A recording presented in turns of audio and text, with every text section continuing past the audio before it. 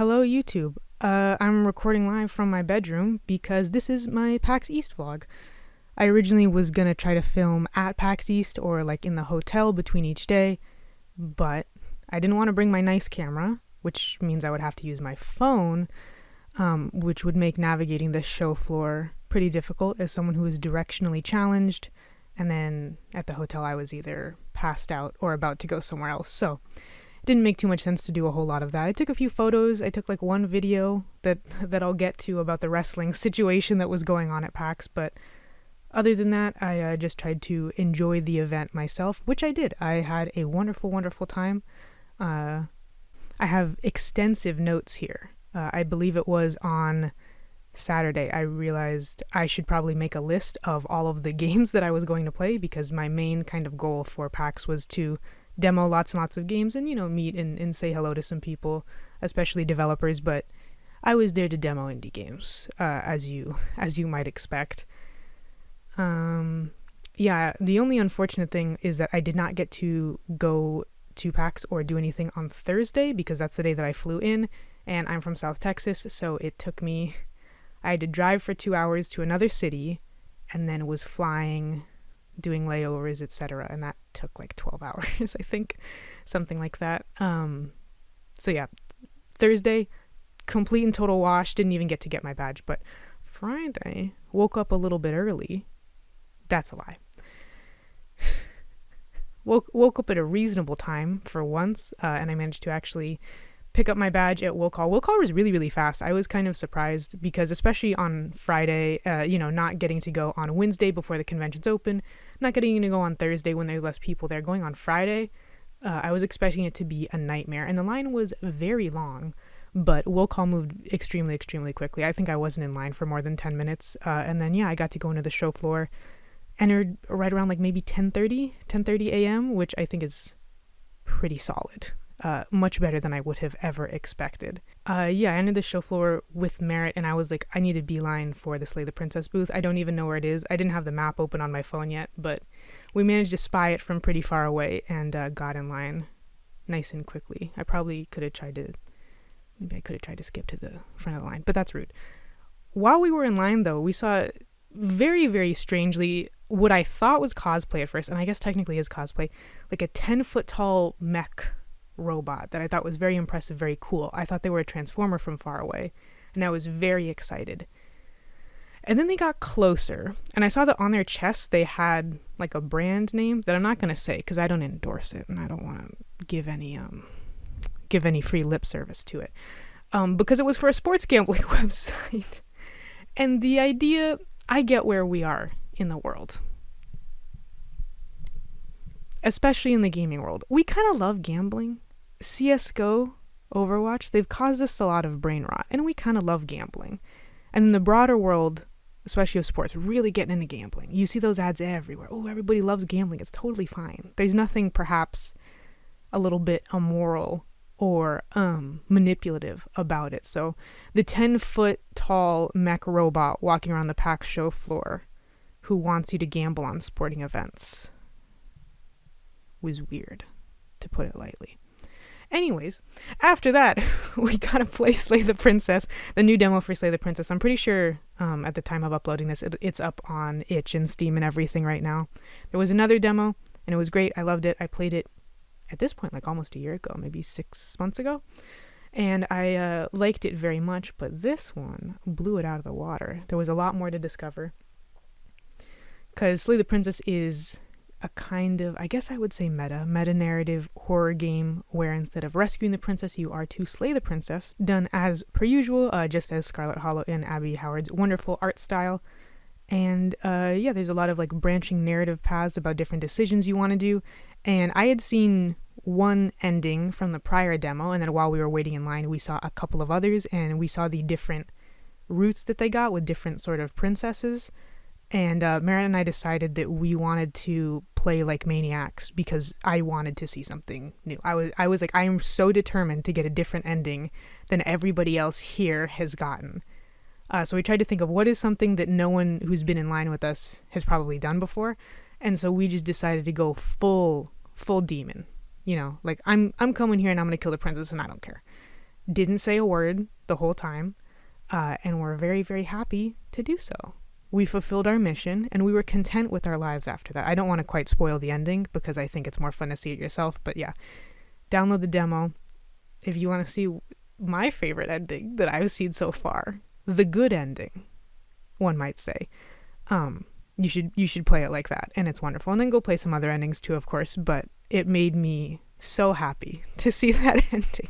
It's one of those things where there's a lot of different princesses. Like I said, there's a lot of different endings. But this one, you'll know if you did it correctly. You'll know it if you see it. And as per usual, Tony and Abby, who are the two sort of primary developers, were really, really kind and lovely. And it was nice to meet them in person for the first time, because we've talked online and stuff and done stream work together. And it was nice to see them in person. It was wonderful, really. After that, I was briefly directionless. I think we took a quick break. And as we were walking over to like the food court area, we saw the lamb from Cult of the Lamb just walking around, like the big mascot character. We had just been talking about them earlier too, about how we would like love, we didn't know if the lamb was even here, whatever. And then we saw the lamb and we're just elated. We didn't run after the lamb, but we sped walk after the lamb to sneak a picture with them. And it turns out that they were going on break. So we felt really bad, but we snapped like one quick picture with the lamb, or I snapped a picture of Merritt with the lamb, I should say, because Merritt was really excited to see them, which I thought was very sweet. And so we got Merritt a picture with the lamb, and then they were like, we have to go. And I said, oh, sorry, thank you, goodbye. And go I went. I went in, I stood in line for the Demonschool booth, Demonschool by Necrosoft Games, a turn-based tactical RPG set on a island university. I talked about it in my 23 indie games to look out for in 2023 video. And I was not at all disappointed. The line was very long for Demonschool. They would have 6 playtesters, or not playtesters, they would have 6 demoers at one time sitting in this like classroom mock-up. You have your little desk with the interior, that's where they had the keyboards, and then you had that little uncomfortable ass blue chair with the steel legs. Uncomfortable in school. It wasn't uncomfortable sitting down there, but it was cute. And one of the exhibitors was dressed up quite nice. Maybe they were just dressed up nice because they wanted to, but it made them look like a professor or like a proctor for a test. And it was really interesting. It was really, really nice. You could choose between doing a boss battle or doing like the story demo, and I chose the story demo, of course. There was still a little bit of combat in it that I did manage to come out victorious, even though I don't think it was recommended to do the story demo if you hadn't played it before. But I say, hey, why not? Which unfortunately led to me doing the thing that I always do, which is meandering and discovering everything, because it's not an open world game, but you can explore different areas. So you could go to the docks, you could go to the quad, or whatever it's called, the center area at the university. You could go to the cemetery, and then you could go where you were supposed to go, which I think was on campus or something. But I went everywhere else and talked to everyone, seemingly because I have a bad sense of time. And so by the time I actually got back to the main storyline, it was over. And they were like, oh, hey, everybody, your time is up. You have to get up and wait for the next round of testers, or let the next round of testers in. So I was just like mashing, trying to get through what I could of the rest of it. But yeah, I thought that the demo was lovely. I really, really did enjoy what I got to play, but I think the dialogue is fun between the characters and is clearly, they are clearly well thought out characters, and I like how they work as a little 4-man unit. But yeah, I was also supposed to say hi to somebody at the Demonschool booth, because a friend of mine works at Necrosoft and was like, oh, there's this person who is working with us and is going to be at the booth. You should say hello. But Demonschool, apparently, they were like swamped with media requests. So they were doing specific media demos for, your IGNs and your Polygons. I don't know if they were there, but those are my examples. Media sites where they go to like a separate room and they can get a totally isolated demo played and then talk to, a community person or a developer privately, so that they have a little bit more control over their interview and things like that. So yeah, unfortunately the person I was supposed to say hi to was just swamped, could not do anything but media stuff, which was a shame, but what can you do? I'm glad that it was as popular as it was. Yeah, it was very, very hype Demonschool, which was nice to see. It was definitely the longest line I stayed in, despite them bringing in 6 people at once. Although I didn't stay in line for anything super hype. Like Dead Island 2 was there. I didn't stay in line for that because I don't care. The next demo I went to see was at Togi Productions, who you probably best know for doing Coffee Talk, and they are now doing Coffee Talk Episode 2, Hibiscus and Butterfly. But I went there to play a game called Paper Ghost Stories Third Eye Open, because one other game that I've talked about in previous videos, and I even have like a whole video of me playing their demo up, is Rusted Moss. And that is a game from, I believe, Singaporean developers, and it is a Metroidvania with a grappling hook and guns, and it's really, really fun and super stylish. And I mean, you gotta play that one for yourself. The demo's out. I think the game is coming out soon. I want to say it's Q2 2023 now. I think it got delayed a little bit, like by a couple months, which isn't a big deal at all, of course. But yeah, I think it was originally February, and now it's just like Q2. But anyways, I saw them on Twitter say something to the effect of like, we're Singaporean devs, so we had to try out Paper Ghost Stories, which is set in Malaysia, I think. And they said, Southeast Asia is like the most haunted region in the world, so we were really interested to see that perspective. And if they hadn't tweeted that, I probably would not have even seen that game. And I said, that sounds cool. I'll go play it. Honestly, I'm a big fan of Rusted Moss, so I probably should have like DM'd the developers and asked to say hello, but I forgot. Which is tough. But yeah, I went to Paper Ghost Stories. They had lots of demos there, actually. There were a couple others that I wanted to play. Coffee Talk, I thought maybe I should, but I don't even know a lot about the first game. I've seen someone play it, but like nothing stuck in my brain somehow, because I think I kind of binged someone's Let's Play. So I thought I'll save that one for later. I'm sure I'll see a lot of it in the coming months. They also had a game called Frankendrake, which is a rotoscope animated game about like a modern version of Frankenstein and Dracula, which I did want to play, but I kind of just ran out of time. They had Pixel Pulp's new game, something about fishing. But yeah, they had quite the little showcase going on there. And one thing that was cool about Frankendrake is that I guess they must have run out of these by the time I got there, but they were giving out these little booklets, like those flip book animations of presumably Frank and Drake just going about their day. I'm not really sure. I saw it super quickly and I was like, that is super duper cool. I kind of wish I had stolen one of those. But yeah, they had a consistently, not big, but a very consistent line. There were always like 3 or 4 people in line, and I low-key got sniped. I was waiting in line specifically to play Paper Ghost Stories. There were times when one of the other games would open up and I was like, oh no, like you can go ahead of me if you want to play that. It's totally fine. I'm there. I really want to play this one specific game, so I'm totally fine waiting for it. And it opened and some random person who was walking by just sat down, and I was like, oh, I guess I'll just keep waiting. And then one of the exhibitors kind of noticed, I'm not sure if they noticed that had happened, but they noticed that I'd been waiting there for a long time. And their coworker had gotten up to go on their break, so they offered me to just let me play on their work laptop. They were like, oh, we can queue up the demo for you on like our exhibitor laptop to let you play it really quick, which I thought was super duper kind. So thank you, person at Togi Productions who was wearing a blue hoodie on Friday. I did not get your name, and I am sorry, but thank you. And I really enjoyed Paper Ghost Stories. Yeah, you're gonna be hearing that a lot. I don't want to talk about the demos that I didn't enjoy when I'm talking about PAX, just because that seemed, I don't know. That's how I am with indie games. It just feels kind of, what's the point? What's the point of bringing a game to someone's attention that they've never heard of before just to trash it? That's not, I don't live for that. So Paper Ghost Stories was really, really cool, particularly because areas of Southeast Asia, to my knowledge, have like a pretty strong language mix, and like a lot of pidgin, or even what you would consider Creole languages, where it's like English and Malay and Chinese and like all this stuff mixed together. And they didn't shy away from that. They didn't say this is a perfect in extreme quotation marks localization where everything is standardized proper English. It even opened with a message that said, it's going to be in the sort of pidgin language that we would actually speak. And it was interesting because they also left notes of what little words mean, especially ones that are more like onomatopoeia or the specific way that people sigh in different countries. Like one thing that I think a lot of Latinas do too is "Aya," A-I-Y-A, "Aya." That I hear a lot of Filipinos do too, because there's a lot of Filipinos where I live. And so it just had a specific, like, someone says "Aya," and then there's an asterisk, and then at the bottom it says, "Aya is a non-word that expresses frustration or surprise."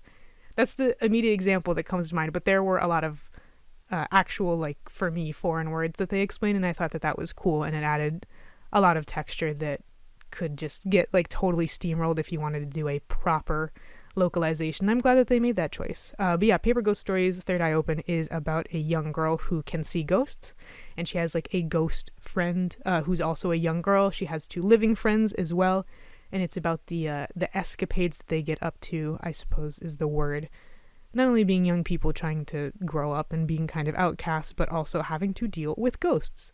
The sort of primary gameplay mechanics were about exploring and solving some light environmental puzzles. The staircase is out, so we have to go and find wooden boards to put on the staircase so that we can go up the staircase. And then the other half was guiding the kids through ghost-infested areas. So, a third-person stealth game, I guess you would call it, where you have to signal to them, like, the ghost is about to turn around, so you need a duck. Okay, now you can walk. Okay, duck again. It was like that, and it was very tense, and it was very fun. I liked it. It was nice and simple. I'm not always a stickler for having super interactive, hardcore gameplay, and I definitely think Paper Ghost Stories was more focused on its style and its storytelling, and I liked both of those things. Oh, speaking of the style, it's called Paper Ghost Stories because it does look kind of like a pop-up book. Not a pop-up book because it's not as static, but it is that 2D characters in a 3D environment style, and then it really goes hard on how it looks kind of scribbled or haphazardly doodled for a lot of the ghosts and their kind of weird, fucked up stuff that they got going on. So yeah, really, really excited for Paper Ghost Stories Third Eye Open. I will be keeping an eye on that one. Continuing on with Friday. One nice thing about Friday was there were a decent amount of people there. I forgot to mention this earlier, but even just walking in on Friday, I was like, wow, I expected this to be a lot more packed and a lot more loud. That was the specific thing I was surprised about. I was surprised how not loud it was. I would come to find that Friday is not the day that everybody shows up the way I thought it was, but we'll get to that in a minute. I continued my tear through the PAX East Expo floor of trying to just play as many demos as I could with Botany Manor, which is being published by Whitethorn Games. Whitethorn making a lot of interesting stuff. I actually really quite like them as a publisher, so I stopped by, but Botany Manor is the main thing that holds my attention. So waited in line for a minute for Botany Manor, and then I was like hovering, looking at like Mythwrecked and stuff while I was doing that. Unfortunately, more unfortunately for them than for me, my Botany Manor demo was cut a little bit short because I broke it, and I am sorry. I was walking through the interior of the titular Botany Manor, and I got too close to a couch, and I kind of glitched my character into/onto the couch, and I couldn't get down. So I called one of the exhibitors over, and I was like, I'm sorry, I think I broke your game. And they were very apologetic and were like, oh, I'm so sorry, but they weren't running, they weren't running the developer version of the game. They were running the demo version, so there was no way for them to, input codes, type in codes, hack the game, and get me out. They said the only way for us to fix this is to restart the whole demo. And I said, you know what? I've played enough that I know that I like what you're doing, so that is okay. I'll just dip, thank you, and then let the people behind me go ahead and give it a go. Because while I was playing, a gaggle of people had gathered behind me, and I didn't want to hold them up any longer. And yeah, the concept of Botany Manor is that you're in a 19th century English manor studying botany, which is a bit loaded in terms of history, the history of that time. But I don't think that they're really gonna delve into that. I think the game is trying to stay on the conceptual, wholesome side, which is okay. And it was all about just like a 3D puzzling of where should the plants go. It's not like Strange Horticulture where it was you have to hunt down on a map where these plants might live and then apply things that you know from an encyclopedia to people's ailments. It was all about kind of having scattered information about what this plant might be and trying to synthesize all of that together and put the plant in a place where it will be happy and it will grow healthy. I really only got to do one plant, and it was like you got a seed from the plant from a friend of yours and they sent it alongside a postcard from Italy. So you reference one of your charts that says, okay, what are plants in Italy like? What kind of climate do they like? But you can't super tell because there's different kinds of plants in Italy, of course. So you read something else and you can find out that it is a volcanic plant. And so you find out exactly what temperature it likes to be at. Okay, you set the greenhouse to that temperature so it can grow a little bit better. But it's still not blooming. Why is it not blooming? Oh, it happens to be called like the windmill flower. Okay, I'm going to put it in front of a little vent and blow wind on it. And lo and behold, it grows. And these are the kind of puzzles that I really enjoy, where you're effectively just given a couple of manuals and you just gotta figure it out. I really enjoy a puzzle game like that where the parameters of what you need to do are very, very clear. There's a limited amount of things that you can possibly do to the plants, so it just says go for it. You're free to go. Do whatever you want and just try to figure it out on your lonesome. So I'm really, really looking forward to Botany Manor. I have been for a bit, but actually getting to go hands-on with it cemented that idea. While I was walking along, I stumbled upon the Indie Games Poland booth. Just a bunch of different indie games from Poland had their own booth, and I tried a game that is presently in early access called Backpack Hero. The computer that they were using to demo it was taken up. However, they had a stray Steam Deck, and so they just gave it to me and were like, you can try the Steam Deck version. I've never used a Steam Deck before. I had never even seen one in person prior to PAX. So it was definitely weird to play on one. They don't feel terrible, but they are heavier than you would expect them to be. And it was especially awkward because I didn't have an extra bag with me. So I had all these kinds of things, like these little pamphlets from various places, and then I also had my phone, so I had to awkwardly tuck stuff under my arm while I was holding the Steam Deck, and all the places to sit were taken up, so I was just like, ugh.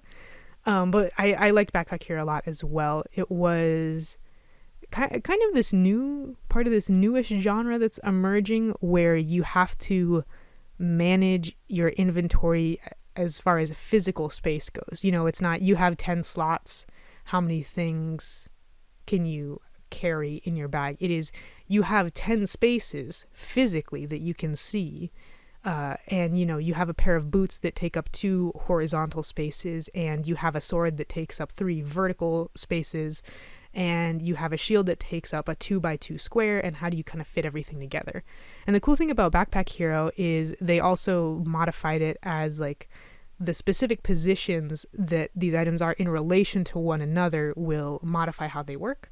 So I got a ring or something like that gave every single weapon that was to its right a +1. So then I was like, okay, I have to take my sword and put it all the way to the far right, and then I have these 2 little daggers, so I'm going to put them here and here, and then I'll put the ring right here. But then that created another problem because I had a pair of boots where they got +1 armor for every space above them.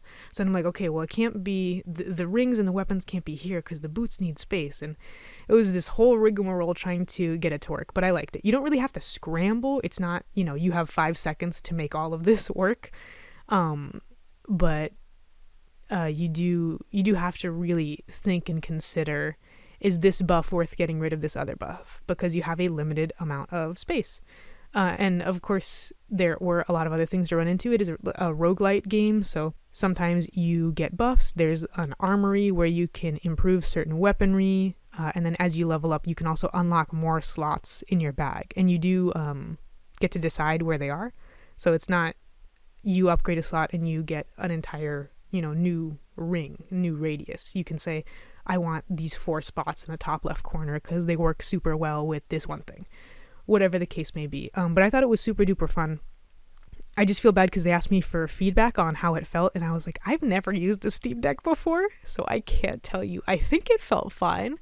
It worked just fine for me. I should also mention there are different characters, and I believe different archetypes of characters as well. So I just decided to play as the base character, who's like this cute little mouse, whose name, I don't remember the mouse's name, but all of the characters' names were like different kinds of bags. So there was like Satchel. I think the mouse's name might be Purse. And then there was a character named Satchel. I remember that. And I think there's someone named Pouch, maybe. And that's really cute. That's a cute motif. I love a motif. So yeah, Backpack Hero, definitely gonna get on that. As I was leaving the Indie Games Poland booth, I spotted Finji, and for a moment I was confused because I was like, I don't think Finji has said that they have any projects right now. I'm sure they do, but they don't have any outward-facing projects of like, this game is coming out soon, so I didn't know what they were going to be showing. But they had a big old merch booth, and then they also had little stations where you could play Tunic and maybe something else, but I only saw the Tunic ones. But I was so excited because I thought, I've looked at the Finji store many a time because I'm a big fan of Finji and what they produce. But they never had anything that really particularly appealed to me. I have some Night in the Woods stickers that I love very dearly, but other than that, didn't have much that appealed to me. However, I was walking by and I happened to see that they had a Wilmot's Warehouse tote bag. I think the only Wilmot's Warehouse merch that there is. And I fucking love Wilmot's Warehouse. A favorite of mine in a oddly specific genre that I enjoy, which I just call menial task games. I love Overcooked 2. I love Wilmot's Warehouse, which is just about sorting a warehouse and fulfilling orders. I love Space Warlord Organ Trading Simulator. I'm very interested in that game Corpo Nation that's coming out. And yeah, I'll show it to you. It's Wilmot. Look at him. And then what's even better, I bought it just on that alone. It was only $10, which for a tote bag is pretty good. But on the back, I mean, this is art. Wilmot when he's like straining to carry a bunch of boxes around. So that was lovely. Nice little $10 tote bag and a nice canvas color, nice screen printing on it. And this became my best friend for the rest of PAX because I already had a purse with me to carry essentials. So this is what I used to hold other stuff that I got at the con, including like my water bottle and then a bunch of pins. Some places were giving out pins. Some places gave out buttons. A lot of them gave out those little papers I was talking about earlier. So my experience trying to hold a Steam Deck and all of that stuff at the same time did contribute to this purchase. But I would have gotten it anyways, if I'm being totally honest. Next game I played, I was just wandering along. This is the day where I really did not understand the show floor at all. They had physical maps, but I hadn't seen them. And so I was using the map on my phone, but I hadn't quite wrapped my head around the fact that the show floor wraps around. So the numbers zigzag. And so, what makes it confusing is because it zigzags, two numbers that are directly next to each other can be on opposite ends of the show floor. And it just didn't make sense in my brain at all. And then, of course, they go by like odd numbers, and it was a whole thing. And I'm already directionally challenged. So on Friday, I was truly just vibing, truly just wandering around, and I heard some very funny noises, some very funny, cute, like, laser blaster noises, and I saw this game called Glitch Busters stuck on you. I thought it looked super duper cute. I really love the style of it. This, like, I can't even just call it cell shaded. It's like hyper cell shaded, and you play as these characters who are like little blobs. I think they might be like electrons or something, and their legs are magnets. And it is a 4-player co-op game where you are you're little cops, but in a fun way, inside of a computer, and your job is to hunt down viruses, and that's why you're magnets. It's so good. And the co-op stuff of it is really interesting too, because the magnet is sort of your main ability. You have your little gun, you can jump, but the magnet is the main thing, and it's all context based. And it's cool because you can stick together too, like physically stick together. And you can jump on each other and then like use your magnet legs to grow all tall, and you can use it to traverse different places. You can run up some walls if they're magnetized, or if they're magnetic, I suppose I should say. And you can like rocket boost to each other because you're magnets.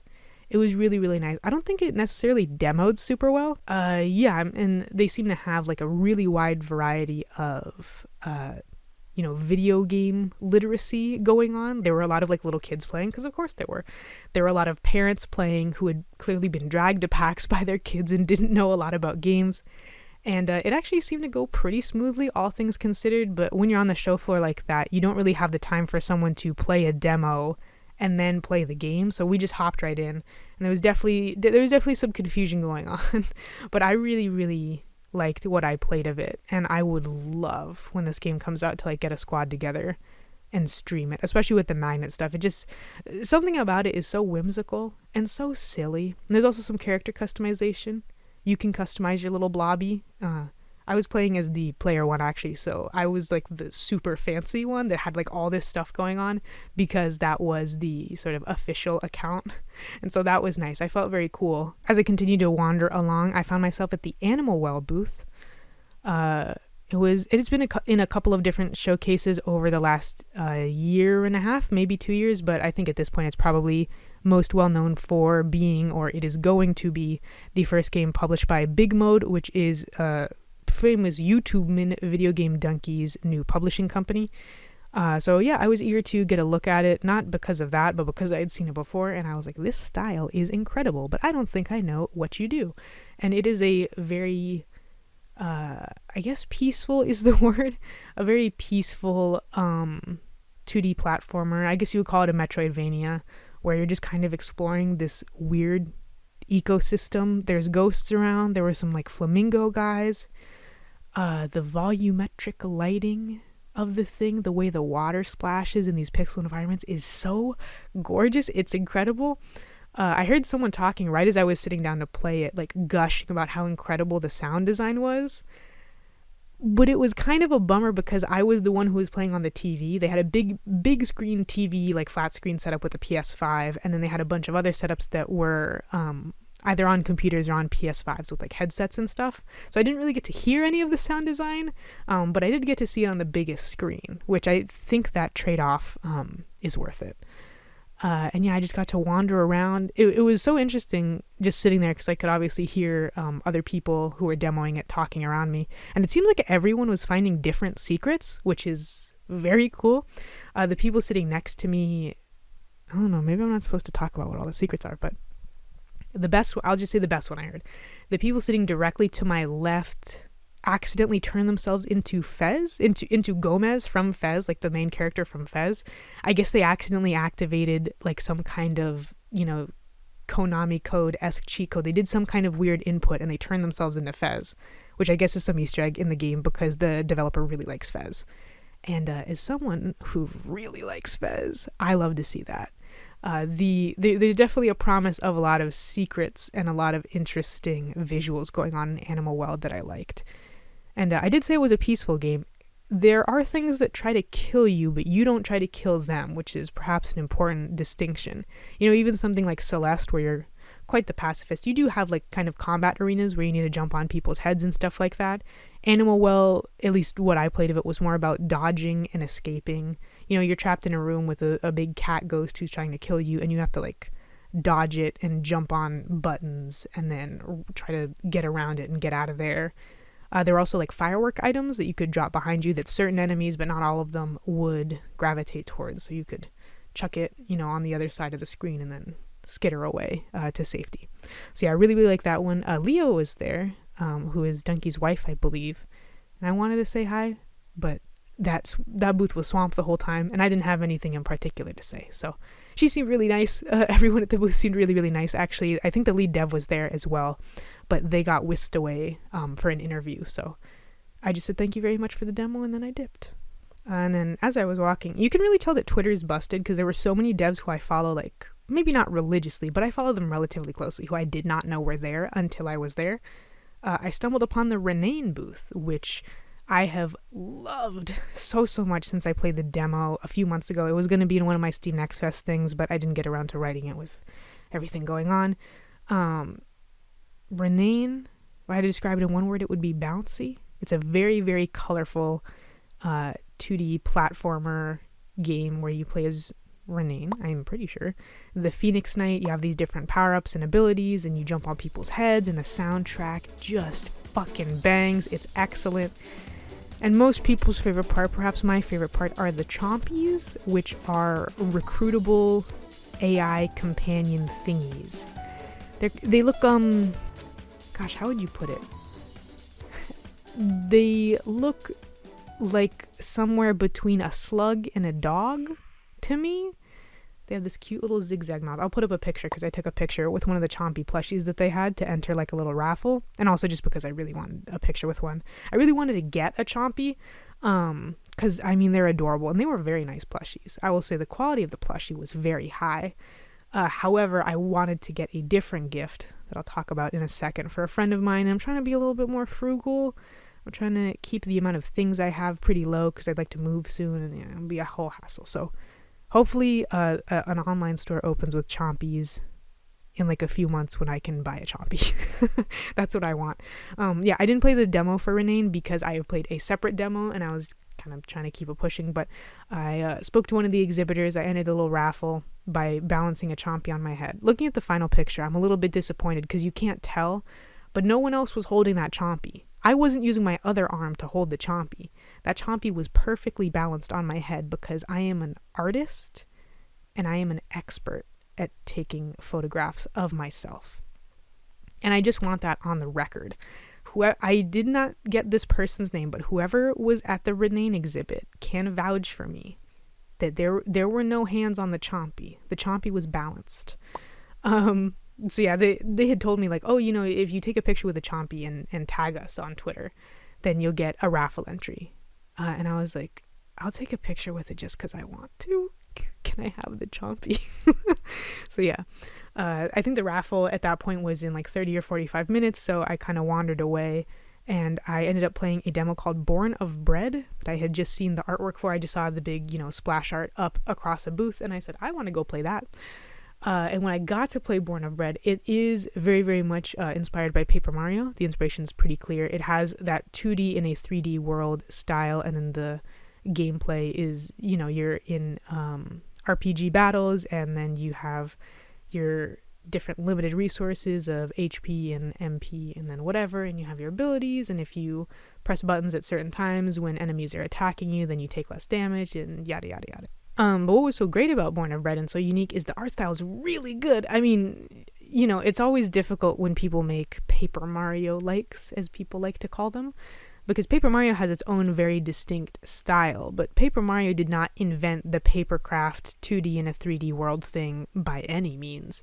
And so it's really, really nice to see developers who clearly have a lot of skill in a particular 2D art style putting their own spin on it. Like Culebra and the Souls of Limbo is something else that I'm excited for, that is doing a similar thing style-wise, because I think they've pretty explicitly said that they're inspired by the Thousand Year Door.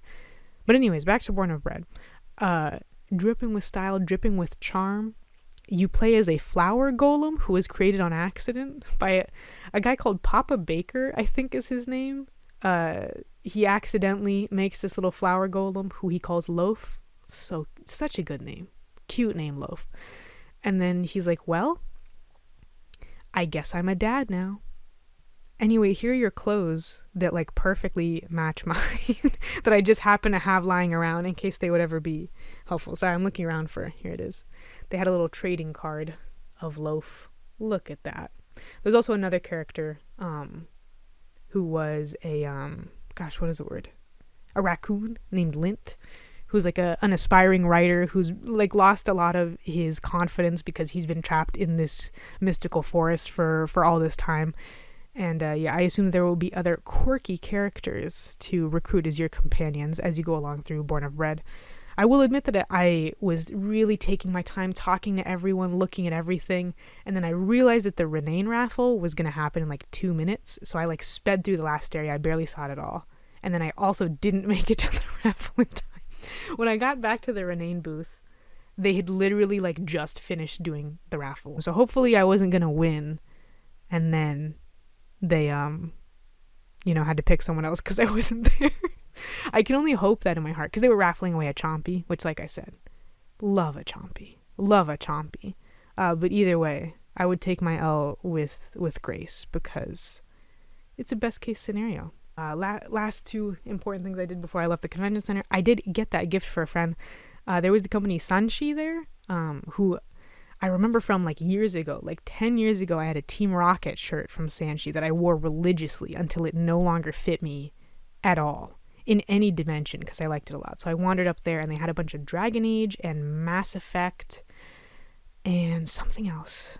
But they had a bunch of that stuff. They had like loads and loads of pins. But what drew my eye is that they had plushies from both Dragon Age and Mass Effect. They had a Hanar plushie, like a big pillow plushie of a Hanar, or Hanar, I don't know how you say it, from Mass Effect, and I thought that was very silly. They had some character plushies, like they had Morden and Garrus and probably some other people. But most importantly, they had Mabaris and Nugs from Dragon Age. And a friend of mine, if you know my channel, you probably know him, Ambrose, loves Dragon Age, and I mean these are these cute like mole rat bunny things. So I messaged him and I was like, do you want one of these? And Bun said, yes, maybe I might like a guy. And so I got this guy. And yeah, it's really, really cute. It's a very high quality plushie too. I mean, it's just an adorable creature, so I'm happy to have it in my home until it is time to be Ambrose's. It has little whiskers, which is cute, adorable little ears that you can, it's hard to do this with one hand, but you can kind of like mold them around a little bit. But the best thing, the thing that I forgot about when I went up to see it, I read this on the sign. I tried to get it to work. It didn't work. But now that I have this one, I know it works. Is that they... Wait. No. They squeak. They squeak. So maybe not... If this is a collector's item for you, I would say maybe don't keep this around a small dog or something. But, just adorable. An adorable creature. If I had more of an attachment to them, I would have gotten one for myself. But that one is Ambrose's. And then also, as I was walking out, I had just got my Nug.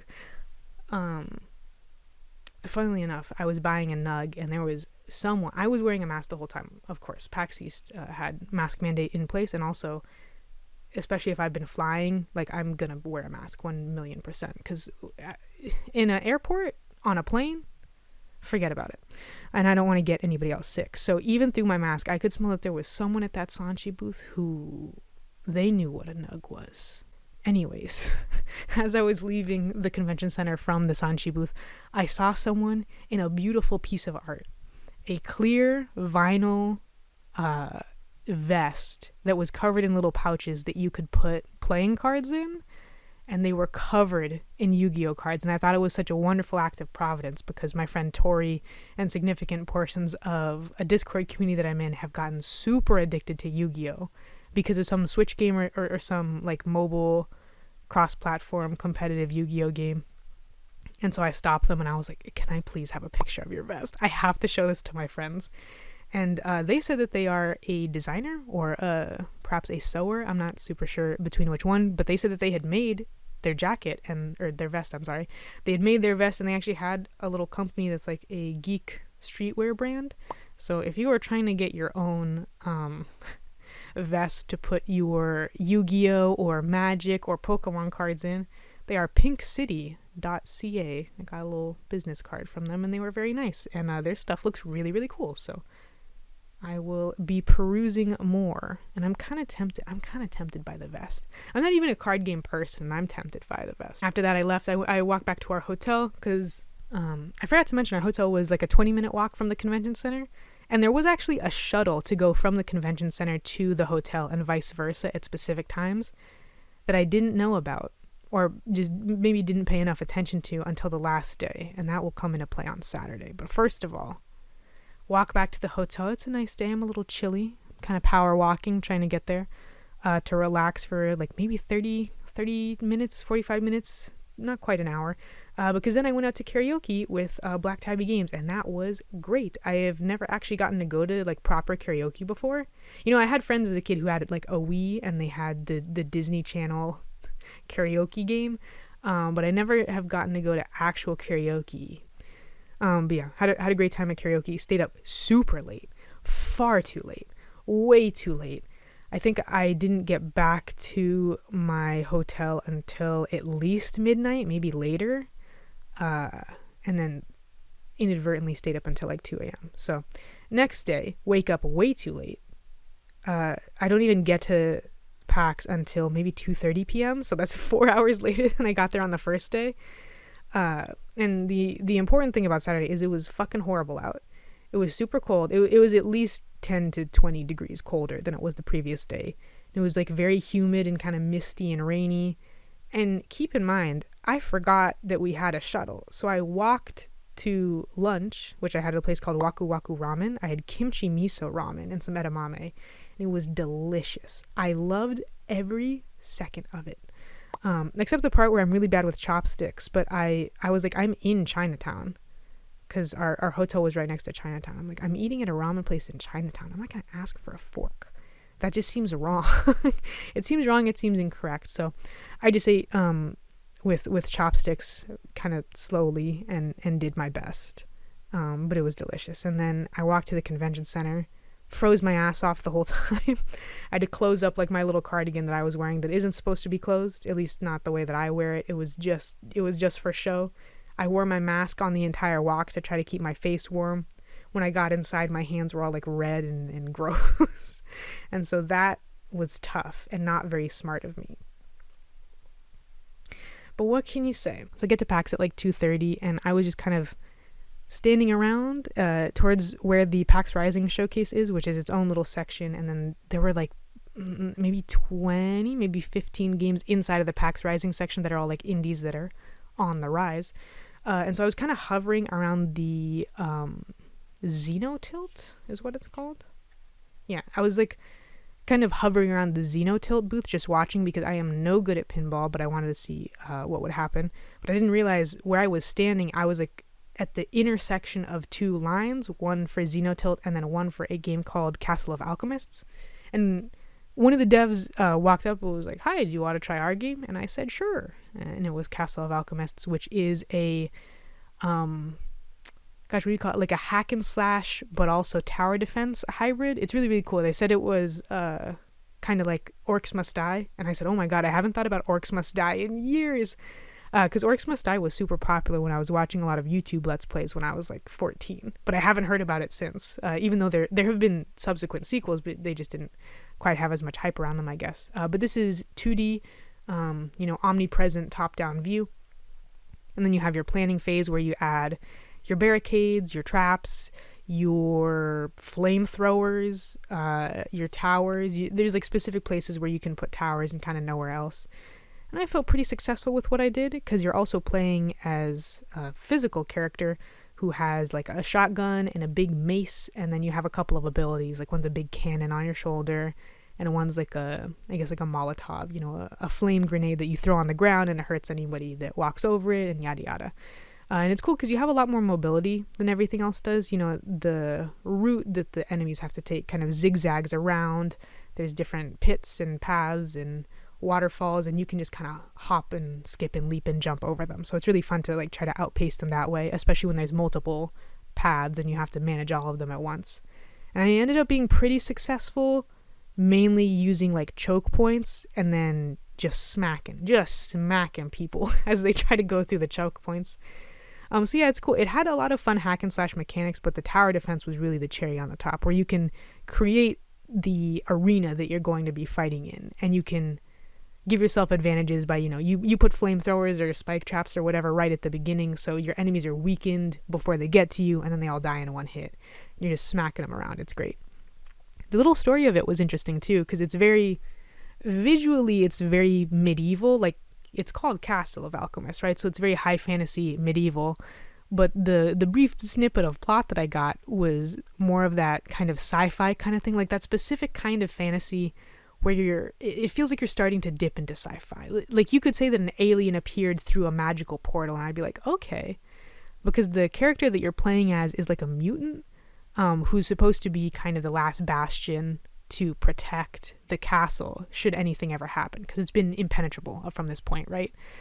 But an attack comes from the inside. People open portals on the inside of the castle and they all flood through, and you, the mutant, are not done mutating yet, but you gotta defend the castle. That's the concept of the game. So yeah, I really liked that one, Castle of Alchemists. The developer is from Turkey, I believe they said, and they said something like, oh, it was a 12-hour flight, but when you get invited to PAX Rising, you gotta go. And I was like, man, I feel bad for complaining about my commute if a single flight of yours was 12 hours all the way from Turkey. Geez.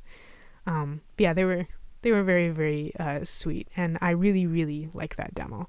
I could see it becoming very addictive very quickly, especially if they add, and this is not something that I talked about with them at all, I'm just thinking off the top of my head, if they added like community maps, map building, I mean, it would be endless, wouldn't it? Right, so I had a vague plan on Saturday of some of the stuff I wanted to play. I knew I wouldn't have a lot of time since I got there so late, but I was wandering a little bit, and it was so busy. Saturday was so busy, by far the busiest day, by like, not even like, oh, Friday was busy, and then Saturday was busier. Saturday was busiest. Saturday was magnanimously busy, wildly busy. It was hard to walk some places. The hardest place to walk was in front of the WrestleQuest booth. I had seen the booth the day before, and I thought it was really cute because they had like a wrestling ring set up. And I thought, oh, that's so cute. You play the game on either side of the wrestling booth, and I think there might have been a computer in the wrestling booth, and then you like talk to the exhibitors, and that's cute. That's a really cute way to set up your booth. Saturday rolls around. There's a giant crowd of people around the booth. And I'm like, is that the Wrestle Story booth? What's going on? And as I get closer, I realize there is an entire wrestling match going on inside of the Wrestle Story booth. I guess that they got some indie wrestlers, presumably local indie wrestlers, I don't know much about wrestling, and just had them fight it out as promotion. And, all the wrestlers had their own songs. Like, this was not a novelty. This was a whole-ass wrestling match. They all had their little songs. They all did their little dances. They did like their special moves and stuff. The crowd was cheering, jeering. I mean, it was wild. Fabulous marketing by the WrestleQuest people. But it was difficult to kind of navigate around that area because they did have a pretty big space kind of behind them because of just the way that the convention was set up. There's like a huge empty corridor right behind them just to make traffic a little bit easier. But even they were clogging that up. That's how many people wanted to see them. For good reason. I never got to demo it, and I didn't see too much of the wrestling match because, again, had to keep it pushing.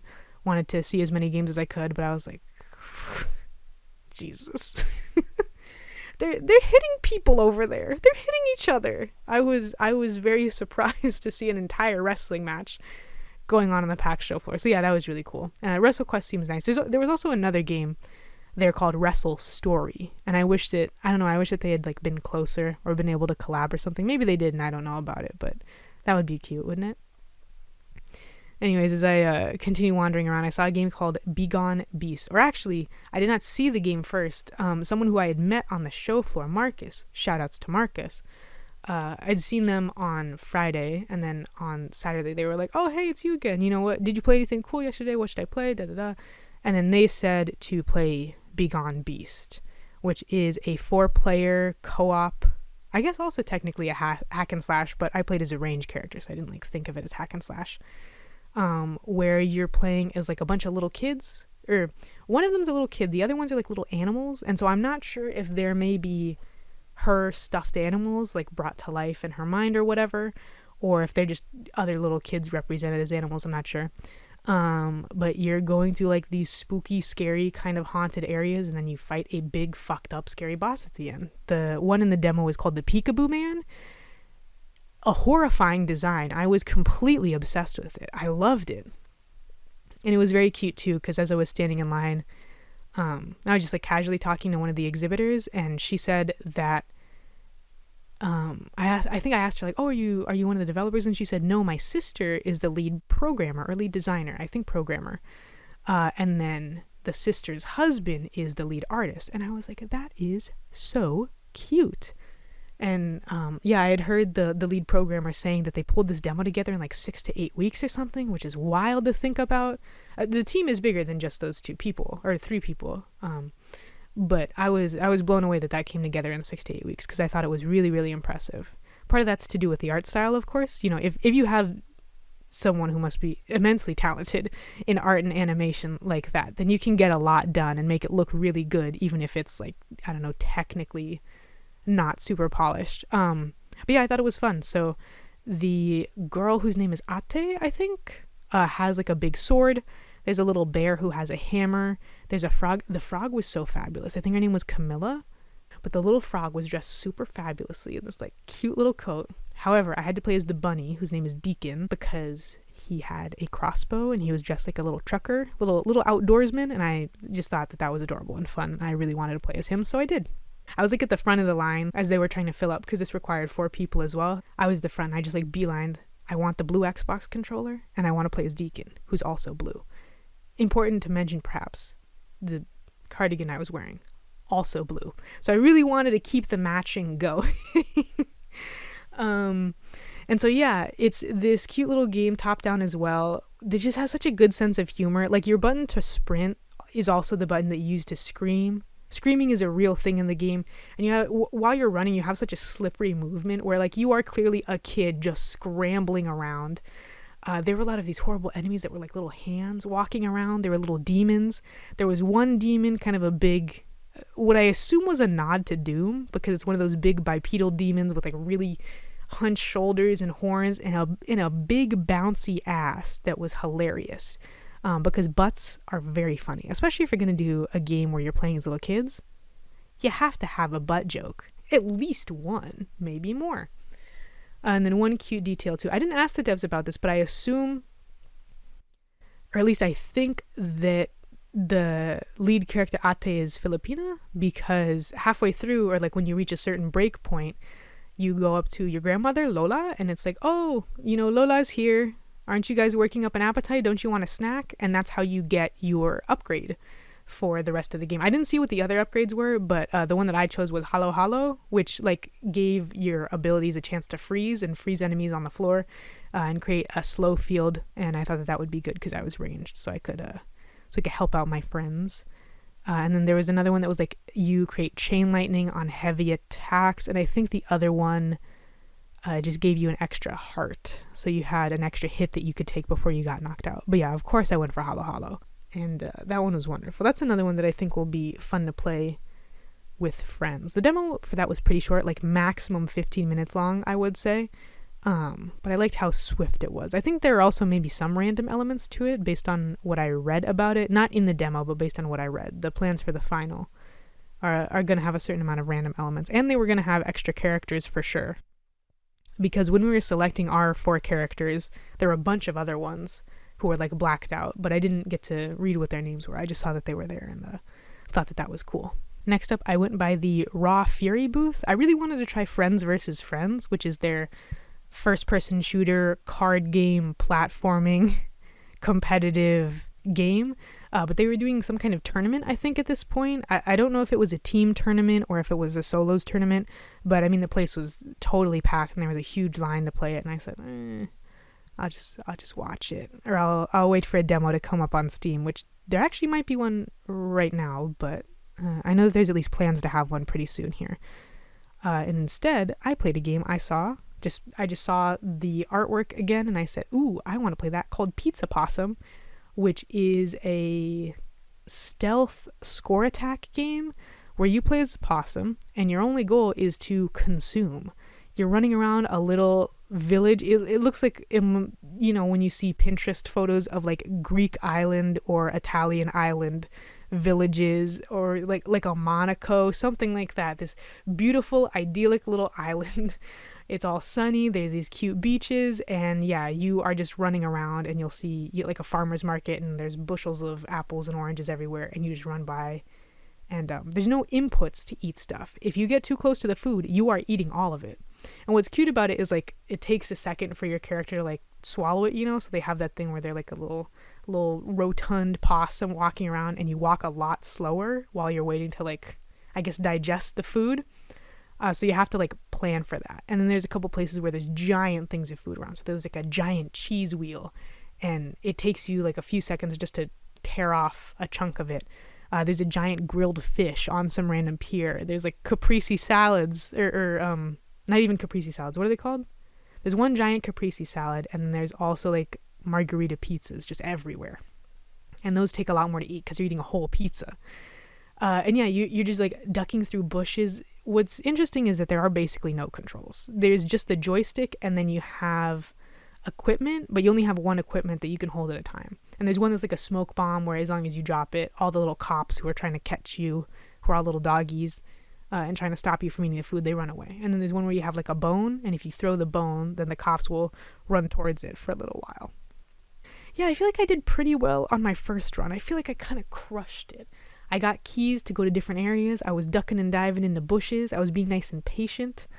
And then on my subsequent runs, I totally beefed it because I was like, okay, I want to see what does and doesn't work as far as the game goes.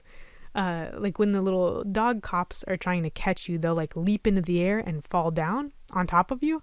And if they do manage to land on top of you, which is not guaranteed because they're very clumsy, then, you know, you get got. And I was like, oh, I wonder if I duck into a bush if they won't see me. No, got body slammed. So that the subsequent runs were about experimentation. I beefed it every fucking time.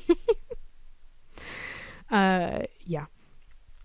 After that, I went to a booth that I had seen a little bit about on the onlines because PAX had a huge list of like playable games that's impossible to scroll through. But I looked through it as best as I could, like when I had free time or when I was waiting in line at other booths.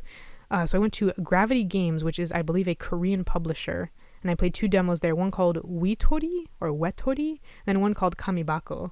I'll talk about Wetory first, which is you're playing as like a character with a ink curse. And so like ink leaks out of your feet.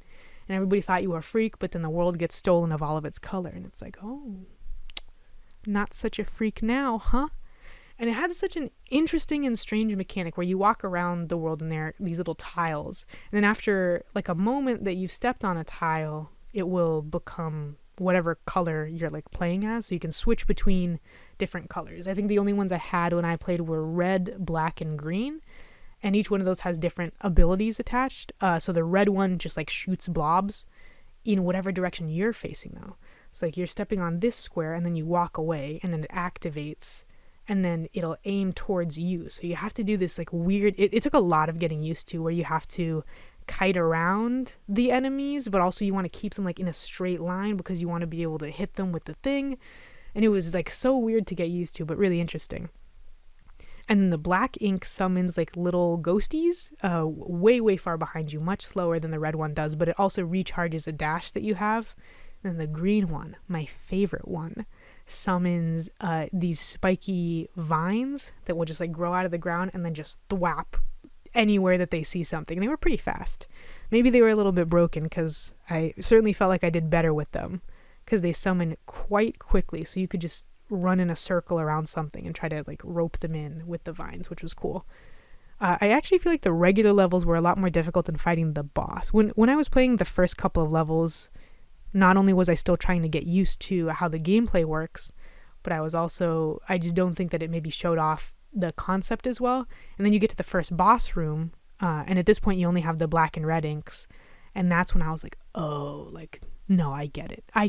Because when you're, you know, having to deal with the boss style of attacks where they have these huge charge ups and then they're like leaping across the room and spinning around and summoning stuff and going through their different phases, that was really, really exciting to fight them one-on-one and try to work within the constraints of how your abilities work. Whereas fighting a bunch of enemies in a small room, I thought was like a lot more difficult to wrap your head around. But it was probably necessary to make beating the boss viable for someone who'd only been playing for 10 minutes or whatever. So yeah, Wetory, I really liked it. I'm very interested in it. I think it's coming out in early access, if I'm not mistaken. If it's not, I'll cut that part out. Anyways, as I was sitting there playing Wetory, there was, I think a really long loading screen happened all of a sudden. So I kind of looked to my left and I saw someone else playing a game that I had read about, but I wasn't sure if I was going to play it yet, or maybe I missed it. I don't know. Called KAMiBAKO, because the point of KAMiBAKO is that it's a whole bunch of game genres mixed together. I think the thing that I read on PAX was literally like RPG, X world building, X puzzle game, X this, what? And I thought it was really funny.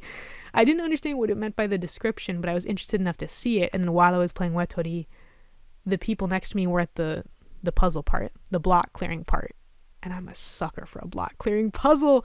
So I saw them doing this weird Rubik's Cube thing. And I was like, I didn't think that that's what the game was at all. So the second I was done with Wetory, you know, one of the exhibitors asked me, you know, did you like it? How do you feel about it? And I was like, yeah, I liked it. can I play that other game that's right next to me, like right now? Is it cool if I just sit down and play it? And they said, sure. So yeah, I played KAMiBAKO. It's so strange because it is a full release Steam game, but it is, and I feel like a lot of times, especially Western media people, especially American media people, use this as an insult, but I mean it simply as a descriptor. It was like a mobile game in the sense that it was just all these different types of gameplay thrown at you, not haphazardly, but just all at once. So it has a fairly RPG concept world story where the world is like being sapped of its mana, and you have been chosen by the goddess and sent down to try to restore the mana to the world. So you have like a special ability of restoring mana. And so the main part of the game is you're just like walking around this overworld and just finding little villages. It's so strange. And then if you want to harvest resources, then you go into the puzzle mini game. And it is a block clearer, but it's like you're working on one face of a Rubik's Cube, and your goal is to get rid of everything, right? But all the colors are jumbled around on every single face, but you're matching colors. So it's like you might not want to match all of one color too quickly because then there might not be enough on the other faces. It's so strange to explain, but at its core, it is a matching color game. What's cool too is that when you are trying to move separate pieces, you're not like teleporting them to one another, just like wham, the way that a lot of games do. You actually have to physically move them. But if you have colors that are alike next to each other, then you'll move all of them, and they'll move like snakes. So they'll like displace other blocks, and they'll move in a specific order. So you can use it to just completely clear the board like super quickly. Once you have a couple of them set up, then it's just like bang, whole board, bang, whole board, bang, it's the whole board, it's gone.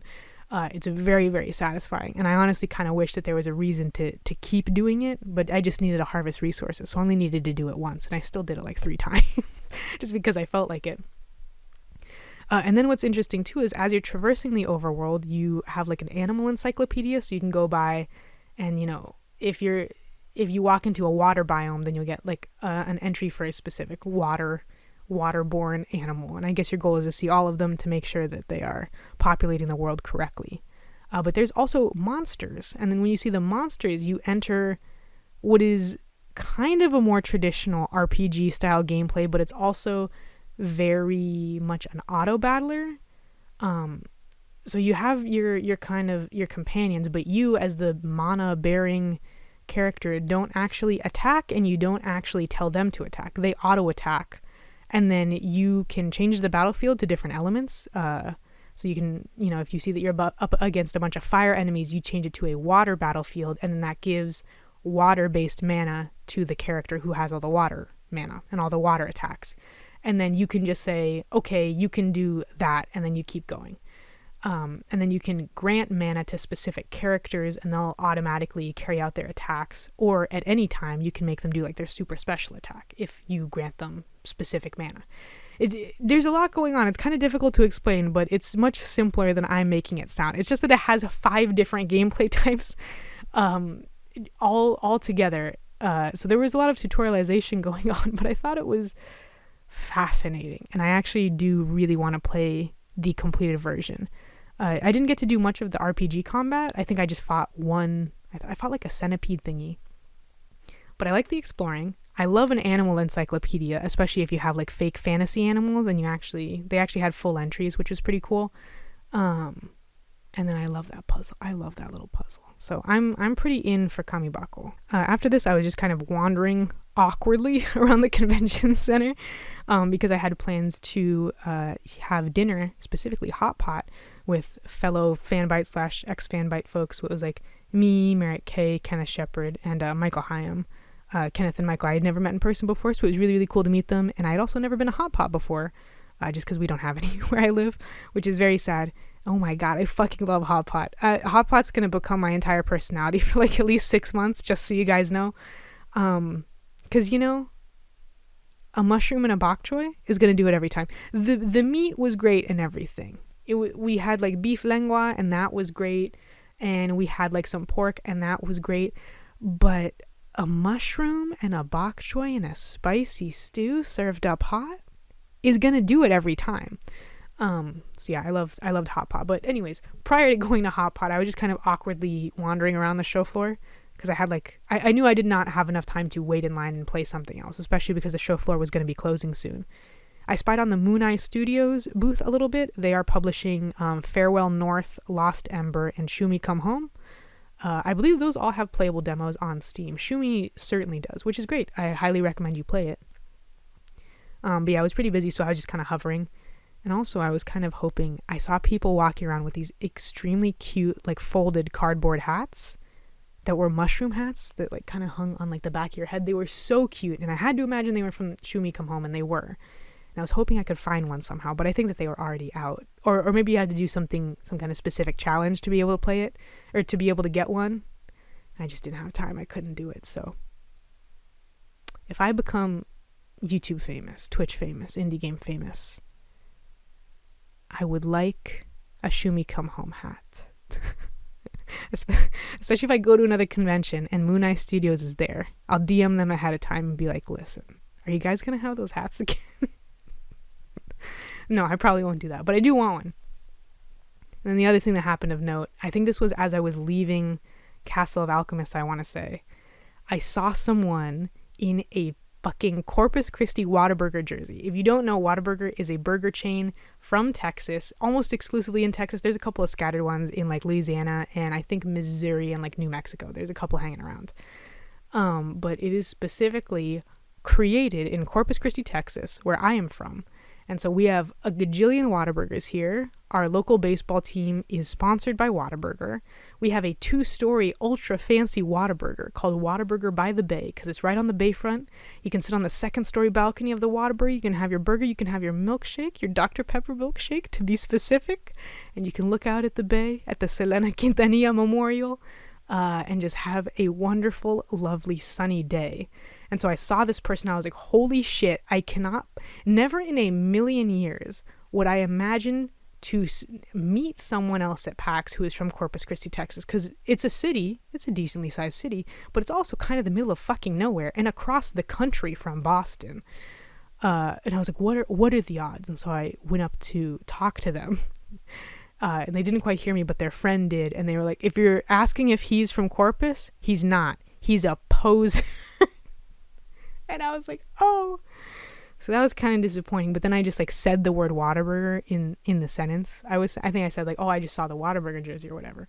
And he snapped his head around. And he was like, I love Whataburger. So if you love Whataburger enough to wear a Whataburger jersey to a convention in a city where it is like 40 degrees and raining, I think you count. I don't think you're a poser anymore. I think if you want to officially be from Corpus, we will accept you, or at least I will. So thank you, guy in Whataburger jersey. It was lovely to see you. As a reminder of home, it was wonderful to see you. Yeah. So that was Saturday. Super duper busy. I definitely was not on the show floor as much as I would have liked to be because I woke up at like 11 p.m. or something. I think I woke up at 10:30, didn't get out of bed until 11:30. So there was no way I was getting there in a reasonable amount of time. But yeah, Saturday was really, really fun. Definitely the busiest day, which is not really my vibe. I liked Friday where I could just kind of wander around peacefully. Luckily, Sunday I planned significantly better because at this point, I had my 2 days where I just walk around the show floor and I just pick out whatever I want to play and I just hang out, I just explore. And this was now, I vaguely know what the show floor looks like. I vaguely know how to read a map significantly better than I used to. And I had been looking through the playable games list and the map pretty extensively like that morning of Sunday and then a good chunk of Saturday night. So this is the day that I like planned. I literally, in the notes app on my phone, I still have it. I wrote down all the booths and then all the games that I wanted to play. And then I opened a map and I like cross-referenced it. So then I moved the order of everything. So I made a circular route around the convention center so I could play everything in a reasonable order. That was like hypothetically the most efficient way I could play everything that I had left to play. I didn't get to all of them, in part because some of them were not there. I don't know if this is a PAX thing or a developer thing, but I think that there was like an entire booth that was missing actually. where I said, oh, this booth, yeah, I've seen it. I really want to play this one demo. I'll see them on Sunday. And then by the time I got to them, the booth just wasn't there, like at all. There wasn't even a shred of the booth left, but you could see the white tape on the concrete on the floor where the booth was, where it was marketed out that's where the booth would go. So that was weird. But then there were a lot of other booths where they did have games, but they just didn't have the ones that I was looking for. So I don't know if it's just that, like, you know, they said, here are all the games that we have and we're going to be attending PAX. And PAX just said, okay, we added all your games to the playable games list. Or if they maybe just had different games available on different days for those, especially publishers who have like a lot of games going on. So yeah, there were quite a few that I missed, which is a shame because it took me a hot minute to get into my stride. But yeah, I at least planned this day out pretty well, and I got a good amount of games in. The real sticking point for Sunday was that there were several games I wanted to play that were co-op games or multiplayer games, and I just didn't have the time to wait in line for 3 other people to show up because I was solo on Sunday.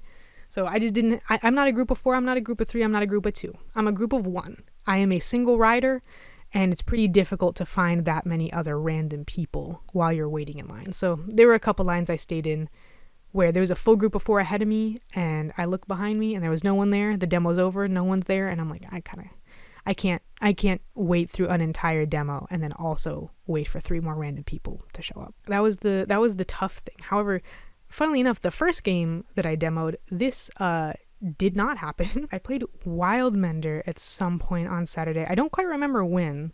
I'm putting this in afterwards because I forgot to talk about it. But Wildmender I saw at the Mix Showcase like a week before PAX happened, and I said, that looks really cool. Where like the world has been ravaged by some kind of event, and areas that were once verdant forests have been turned into deserts. And so it is a multiplayer game where your goal is to like kind of terraform and use what little water resources you have and use magic and stuff to regrow the world. This was another one that was kind of an odd showcase because, you know, you don't want to start your little Wildmender world over from scratch every single time. So the devs were really smart and they just had persistent profiles that were there the whole time. And so you would show up and you would play for a little bit and then hopefully plant some plants. And then they just kept it going for all of PAX. So presumably on Thursday morning when PAX began, it was all desert. And then by the time I got there, sometime on Saturday, it was like there was a little pocket of forest and then that was slowly creeping out with like other small plants and cacti on the outskirts. And, you know, they had like built themselves clothes and little tents and stuff. And so I'd be interested to see what it looks like now. It took me a while to get a hold of like, what is my inventory? What stuff did the person who was playing before me manage to gather up? And so I think I planted 2 plants off of a little cobblestone path. And that is all that I did. I think that they were like wild lilies or sacred forest lily. They were called something like that. And that's all I got to do with Wildmender. But I'm so very, very excited for that one. Getting to create a world of your own with your friends, not even in a Minecraft kind of way, but like truly revivifying the world is super fascinating to me. And then also the magic stuff is cute. Sliding around on the sand dunes was really, really fun. So definitely looking forward to more of Wildmender. The exhibitors there, or the devs, I don't know, maybe one, maybe both, were also pretty cool. Just hanging around and showing people how to play the game, because I'm sure they must have had to explain it 1,000 times at that point, and they were still very gracious and very kind with their time. So yeah, Wildmender definitely still on my radar. It already was, and now it is even more now that I've got a handle on it, especially because during the Mix Showcase, it was the trailer, like the gameplay footage that they showed was super fucking laggy. But the actual Wildmender that I played on the show floor was not at all. It ran perfectly. So if you watch the Mix Showcase and were like, what is this busted ass variable 24 to 40 FPS game, it played perfectly on what I played it. So maybe it was just some kind of footage error, or maybe it really was that early of a version that it was like messed up at that point. On Sunday, I probably got to PAX at 11:30. Like 11:30 is when I was actually entering the expo hall. And despite all the issues that I had with multiplayer games, I did not have that with the first game I demoed, which was called No Love Lost, which is an extraction shooter, which, in case you don't know, are these games where you're kind of dropped onto a location, sometimes with other players, sometimes it's more of a solo endeavor, it depends on the game, and you need to go and gather resources, but beware that there will be other players down there who also want resources and are very much not afraid to kill you to get them. And then after a certain amount of time, then you will be able to extract. The problem being that everyone extracts, I believe, from the same point, so everyone's trying to get there, and people still want to kill you for your stuff, so it's this whole rigmarole of drama and conflama. The only reason why I generally don't like extraction shooters is the most popular one far and away is Escape from Tarkov, and then there's also Hunt Showdown. And it's just games that have that sort of super hardcore aesthetic and the particulars of what they're interested in, right? Like Escape from Tarkov is very interested in hyper-realistic gun sounds and modifiers, and you like mine Bitcoin in that game. And then Hunt Showdown is a little bit more of a cryptid western kind of vibe, but it's still got the Smith & Wesson thing going on. Those kinds of games tend to attract a certain kind of player base. Hunt Showdown is nowhere near as bad as Escape from Tarkov, just for the record. They have done a lot of work to make sure that it's not like that. But just the fact of the matter is that those kind of aesthetics, those kind of games, extraction shooters where you're encouraged to play PvPvE, you are very much encouraged to kill other players for their resources. You know, Sea of Thieves even is a good example of that. They just tend to bring a lot of horrible kind of vibes. Also, I apologize. I think my mic was super fucked up while I was saying that because I was holding it at the wrong angle. So yeah, I'm generally a little bit dubious on that genre, but I read the description of No Love Lost and I saw a couple screenshots of it, and I really liked how it almost had like a more whimsical kind of direction. It was like a sci-fi weirdo planet. And then I watched a little bit of the demo, and it's like you have a hoverboard and you're playing in pretty explicit groups of 4. So we were in a 4v4, and it just so happened that a couple people walked up behind me while I was talking to the exhibitors. So one thing I actually didn't know before, but one of the exhibitors told me, James, shoutouts to James, is that the plant is called Drosera, which is like one of the biggest genera of carnivorous plants that there are. They're called sundews. I have wanted a Drosera capensis as just like a houseplant for the longest time.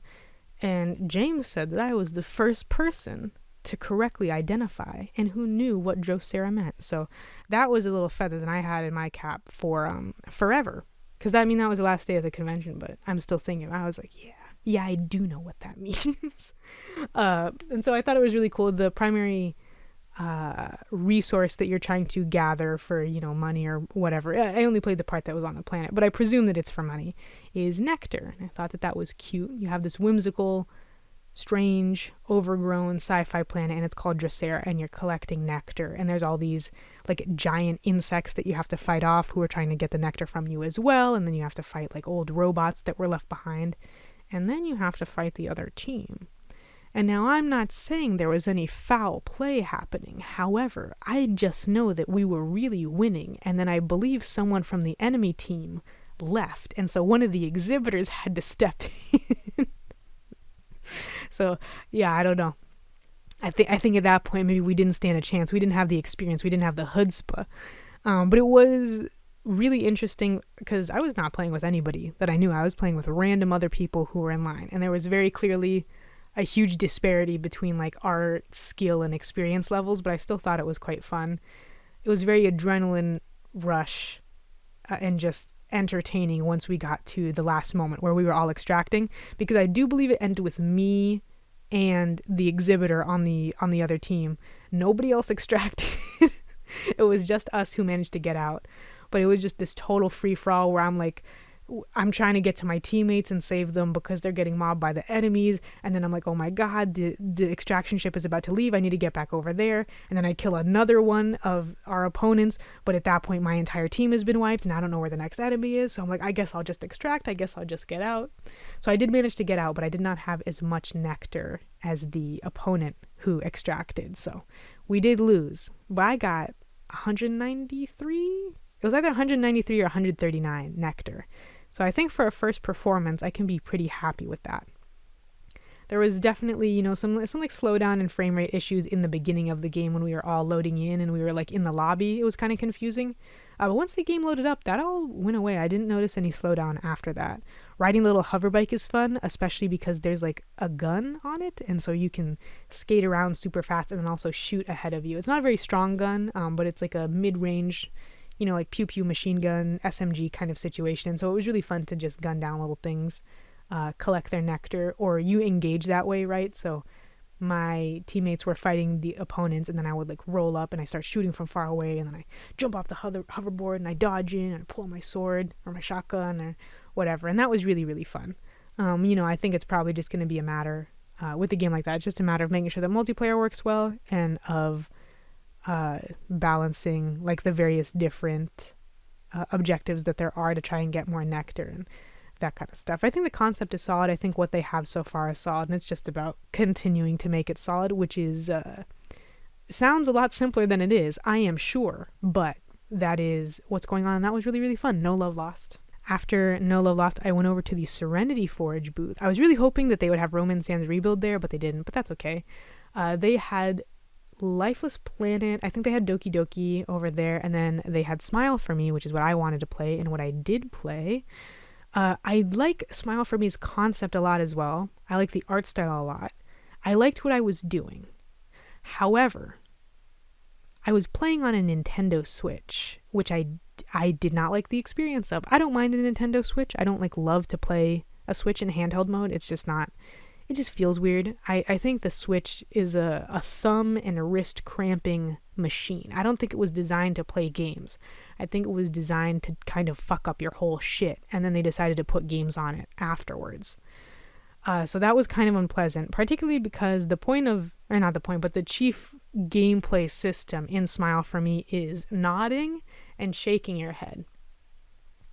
And that makes a lot of sense in VR, which is, I think, what Smile for Me is like most famous for. They have like a VR demo that was out years ago that has a gajillion views on YouTube. And it also makes a lot of sense for keyboard and mouse because you have so much freedom of movement with your mouse that it's really easy to make those moves repetitively and have them read easily. On Switch, however, with the teeny tiny little Switch joystick, wasn't super pleasant. But then you go, oh, well, I'll just use the gyro on the Switch. And that's cute, and that's a good concept, and I like it conceptually, but it didn't land super well. Shaking your head in particular was really, really hard to get it to like register properly because, they don't want you to have phantom inputs where you're just trying to look to the left or look to the right or look up or look down, and then the game thinks that you're nodding or shaking your head. But there's like a period of time where a character will ask you a question and they wait for a while for you to respond. And pretty much any time I wanted to shake my head, it would time out. And so they would just think I wasn't answering them just because the head shaking was like not connecting properly. So yeah, all the characters are cool. It's like this weird cast where like you have this vampire who's into plants nowadays. You have a clown who's sad because his girlfriend broke up with him and you got to cheer him up. There's like a little girl who hates clowns and wants to beat the shit out of him. There's a hippie who's obsessed with the photographer and wants to make a painting for her. There's this kind of mean emo character who teaches you how to play the game. And you give people flowers. You're trying to figure out what's going on in this area that's the habitat. It's very Walt Disney's original vision of Epcot. Everyone is happy, everything works perfectly, everyone's contributing to society, and you're here to be happy. And it's totally fine, it's totally normal. So I am interested to find out what goes on in the habitat. I want to meet all the new characters, I want to solve the puzzles, I want to go to new places, but I don't want to do it on a Nintendo Switch. And unfortunately, those were the only devices available to play Smile for Me. So that was tough. I definitely at some point just kind of like dipped. I felt bad because I guess the demo is endless. Like it just keeps going day by day and you can just kind of figure out whatever you want. But I had like backed out. The next day was about to start and I thought that that's when the demo ended. I kind of like rushed to the end of that day and I just backed out to the menu, and one of the exhibitors came up behind me and was like, oh yeah, so the demo goes on for quite a while. The days will just keep going. So you can stop whenever you want. And I was like, yeah, it's now. Now is the time when I'm stopping. So that felt kind of mean. But I just don't love anything that requires a lot of camera movement where you have to work on a limited teeny tiny joystick like that. Maybe I should have turned up the sensitivity, like really cranked it up or something, but I don't know. I think it just was not quite there. If the gyro worked, I would have been in 100%. but not quite. Next up, I was walking by Daedalic Entertainment, I think. This is the game I was specifically looking for, called Wanderful. There were a couple of PCs set up playing Wanderful, which is a cute little exploration game. It's like a card-based, it's almost like a score attack game, but not actually, where there are these adorable little environments, and you will see cards just kind of floating around in the environment, and you have to try to get over to them. However, you can't traverse just anything. You can only traverse spaces that you've kind of made saturated with color, and you do that with specific cards. So you have, they're all like landmarks, so you need a bridge to go over water. There are fields that create like a plus sign, a center square and then one square in each cardinal direction. There are farms, which make a huge area. There are villages, which only make one square, but then after like a few rounds, they produce houses all around them. And then every few rounds after that, they produce one house card that you can put down. There are ramps, which allow you to go up and down elevations. And there are vending machines that make like a medium-sized area verdant so you can walk across it. And your goal is to just walk around and explore as much as you can, which is why I say it's almost like a score attack game, like a score attack puzzle game, where you're just trying to manage and use your resources as efficiently as possible so that you can go as far for as long as possible. It was definitely a pretty early demo, but I mean, I loved it. I love this kind of stuff where it is a relaxing builder. I love Islanders. They just got an update like today, I think. They got an Easter update, and I'm excited to play that. But it's a Zen city builder exploration. The art style is just adorable, and the main character is adorable too. You click to make them walk around, and you can like double and then triple and quadruple click to make them walk progressively faster until they're just sprinting around the whole place, and I love that. Little details like that will really make a game more interesting. And so yeah, it was very simple. I could super imagine Wanderful being on a Nintendo Switch, for example. I could really easily imagine it on mobile. The only thing is I think it needs an undo button, because you pretty much exclusively control the game with left click and right click. And then one issue that I had was there were a couple points where I was just trying to drag the camera around and I would accidentally put a card down somewhere where I totally didn't need it, and there's no way to undo it. So I think having a single undo would really benefit the game. Not only for misclicks, but just like, if you saw something from the wrong angle, because there is elevation, but this is a third person camera, so it's really easy to miss that something is not covering an area, or maybe something is slightly out of your field of view when you first put down the card, and then you walk over and you go, oh no, I missed a square. Let me undo really quick. It just doesn't seem to behoove the game to be a little bit too severe about that kind of stuff, because it is a fairly zen, a literal walking simulator. We always say walking simulator for like first-person story-centric games. This is a game about walking, so it to me would make sense to be really severe about that kind of stuff. So I think an undo button would be really, really nice in this kind of game. Next up, I found this one on the PAX playable game site too. It's called Orna, the GPS RPG. Y'all might know that I am a big Pokemon Go fan, or at least I was. I live in a pretty rural area, so when Pokemon Go first came out, I was mostly just hatching eggs by walking a lot, but I didn't really get to do very much else. And then COVID happened, and Pokemon Go introduced a bunch of really awesome stuff that helped disabled players who, cannot just walk 10 kilometers in a day. And rural players like me who are not around any Pokestops. And then they decided that COVID was over and fuck all of us, and they got rid of all of it. Awesome. Orna, on the other hand, is a GPS-based RPG. However, it is designed so you can kind of play it in any way like that. Items, buildings, enemies don't spawn in the world because they're near landmarks. They spawn because they're near players, and that includes you.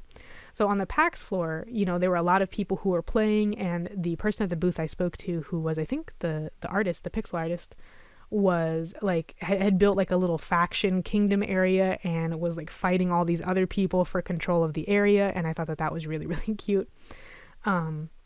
Meanwhile, for me, I was just kind of playing it. I played it a little bit while I was in line, and I was just fighting my little rats, my little monsters, because it's not like Pokemon Go. That is just it's like a Niantic game where it is a GPS based game.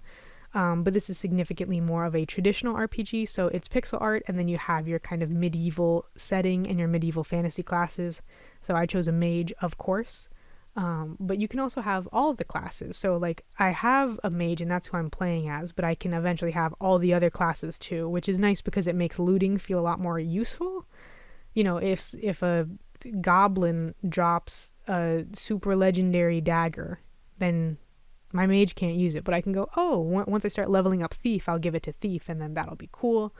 And yeah, there's like competitive stuff, there's team-wide stuff, there's elements, so there's like elemental houses, the same way that Pokemon Go has blue team, red team, and yellow team. There are elemental teams. I'm on blue team, obviously. Sorry to the person at the booth who told me to join green team, because that's the team you're on. Blue's my favorite color, and I love water, so that's what I chose. And yeah, I played it a bit while I was in line, and I played it a lot while I was doing my layovers on my way home in the airport. And yeah, it's cute. It's a super grindy kind of game, but I don't know, for me, that's kind of what I want out of a mobile game. Like, I'm trying to play this game while I'm in line at the DMV, or while I'm waiting for my Whataburger, or whatever. I'm not playing it for it to be over. I'm playing it to play it all the time and to be social. So, if I haven't already, I will be attempting to recruit all of my friends into this. However, not stream folks, no offense, rando stream folks, I should say, because this is a GPS-based RPG, and one thing that is cool for a casual player, but not something that I'm going to be enacting a lot as a streamer, or not with the streaming community, I should say, is that, you know, these bosses and stuff will spawn around you, and maybe maybe a level 5 gajillion demon lord spawns near me, and he's giving out this super rare staff or whatever.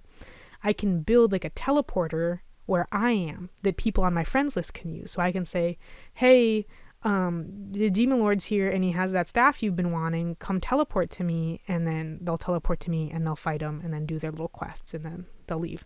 Not quite like an Animal Crossing, especially with all the violence, but you know, it's cool that you can have people come and visit you all the way across the world. I think that's really cool. Speaking of streaming though, they did say that there was like a streamer friendly version where it didn't really require GPS. It just sort of plonked you down in an area, and I thought that that was very cool. But yeah, it's definitely the kind of thing that I, as someone who streams, have to be a little bit more cautious about.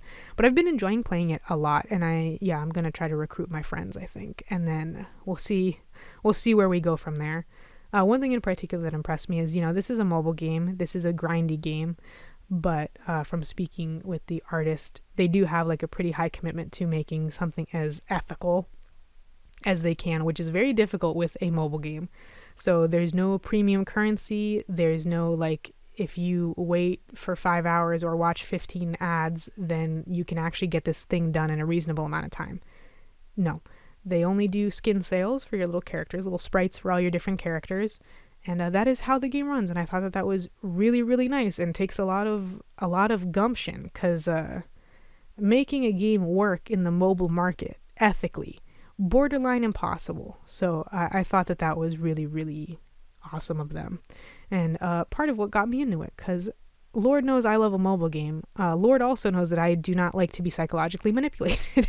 So playing mobile games, pretty difficult nowadays. And yeah, I'm not super duper far in Orna, but I really enjoy what I've been playing so far, and will continue to play it and let y'all know how that goes at some point. Next up, I played a game called Sugar Shack. It was a combination of a farming game and a restaurant management game. One thing that's really cool is that I've been seeing lately is, you know, your Overcooks, your Diner Dashes, your Cook Serve Delicious. Those have been popular for quite a while, even going back to, you know, like the pizza mini games on like Club Penguin and Cyber Chase or whatever it was. People love to make food in video games. We love to make fake food in real life. We've all played with like a Play-Doh pizza making set or whatever. And so the nice thing about this, I feel like this new era of these cooking games, is they're applying farming game or environmental resource elements. So in Sugar Shack, you have your little farm, and you can, it's like on a hex grid, almost like a board game. And so you can purchase and put down new environments. And so the one that you put down in the demo is like a little maple tree orchard.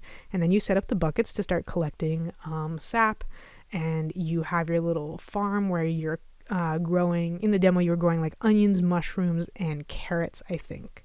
And then based on what your yield is and what you've been growing, you go home, or not home, but you go to the restaurant at night in the evening and you make your menu based on what you have. So you say, okay, I have all these apples, I have all this sugar, I have all this syrup, and then I have some onions and mushrooms.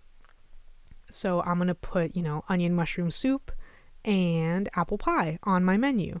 And then the orders come in and you have to fulfill all of them. You have to make everything a la an Overcooked. And I loved it. I really liked it. It was a little clunky. It was a little clumsy of a demo. It definitely doesn't have the most polished appearance to it. But it let me farm and cook stuff. And that part was fun. So that's kind of all I care about.